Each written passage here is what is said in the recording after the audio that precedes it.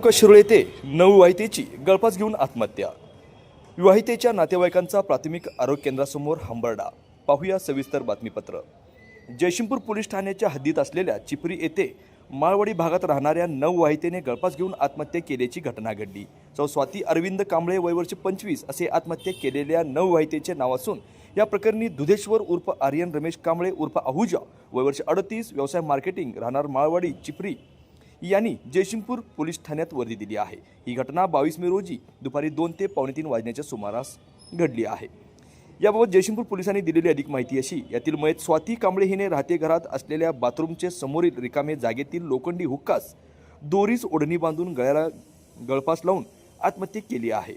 प्राथमिक तपासामध्ये आत्महत्येचे नेमके कारण समजू शकले नाही। जयसिंगपूर पोलीस ठाण्याच्या महिला पोलीस उपनिरीक्षक उर्मिला खोत यांनी घटनास्थळी पोहोचून पाहणी करून पंचनामा केला आहे। मिरज सिव्हिल रुग्णालयात उत्तरनीय तपासणी करून मृतदेह नातेवाईकांच्या ताब्यात देण्यात आला। पुढील तपास महिला पोलीस उपनिरीक्षक उर्मिला खोत करीत आहेत। ब्युरो रिपोर्ट शानदार न्यूज चिपरी।